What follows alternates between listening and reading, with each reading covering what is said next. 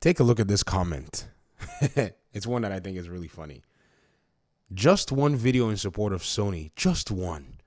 Even the post at 10, minutes pitting Nintendo against Sony. Nintendo in their own league. We know this, but Sony is Nintendo to Xbox.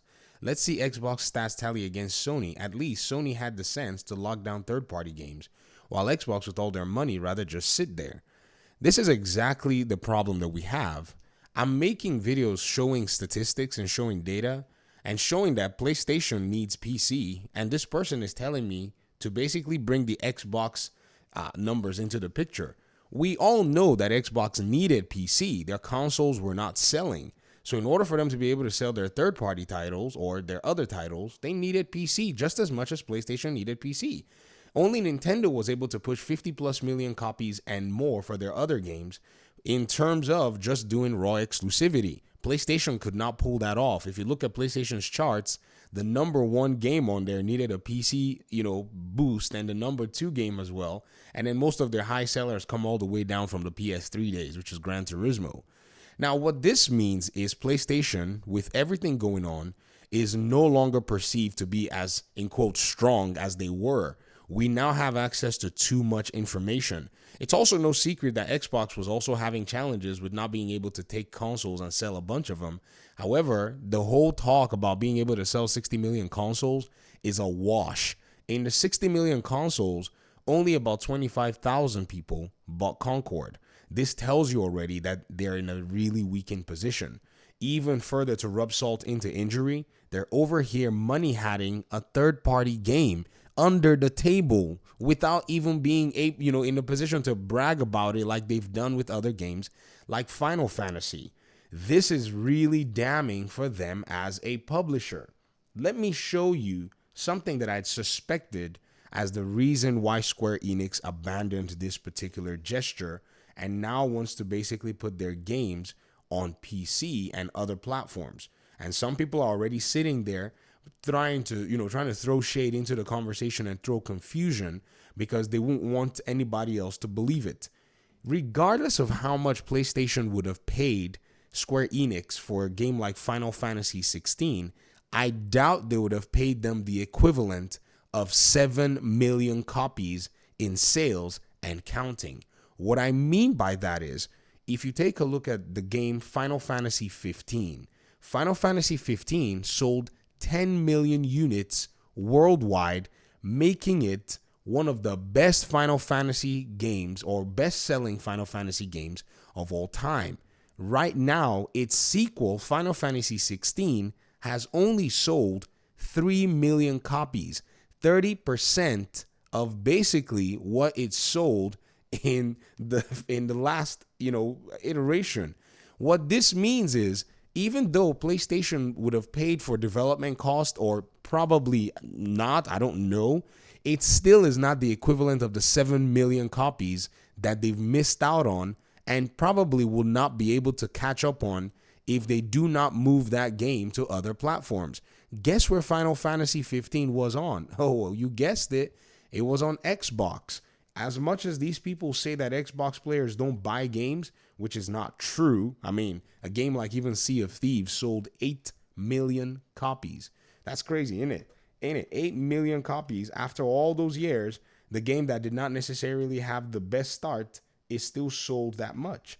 And so all of this conversation and all of this talk continues to just show me that right now it's not a matter of what's positive about a platform. It's a matter of seeing if a platform's business dealings that it's engaged in over the years have paid off. And in the case of PlayStation, they've not paid off. I was saying this months ago, talking about how this was going to basically adversely affect them if they didn't have a strategy that was actually solid. Their next step is day one PC. I mean, if you even think about the game that's coming out soon, Until Dawn, the studio that's actually making that game, the reports are they're facing, possible layoffs and downsizing, and their game hasn't even come out yet. And the game is a remake because they don't have a player base. In the 60 million units sold, that's going to spend money on that remake or remaster.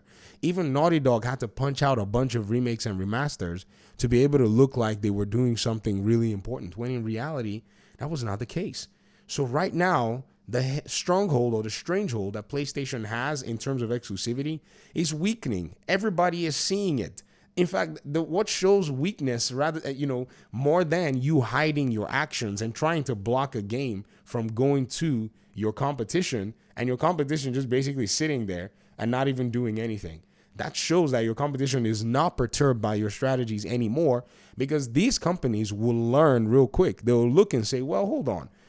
If we could have leveraged, maybe 2 million on PlayStation and possibly 50% of that 1 million on Xbox, why are we sitting with PlayStation as an exclusive? And by the way, if we could leverage even much more on PC, why would we take this deal anymore when our brand is actually what's at stake here? Many people are not thinking about this. The Final Fantasy brand is hemorrhaged. It's broken. Like, you don't understand. 14 was not on Xbox for the longest time. Do you know what that did to their brand? It basically kind of cut off the brand from a possible player base.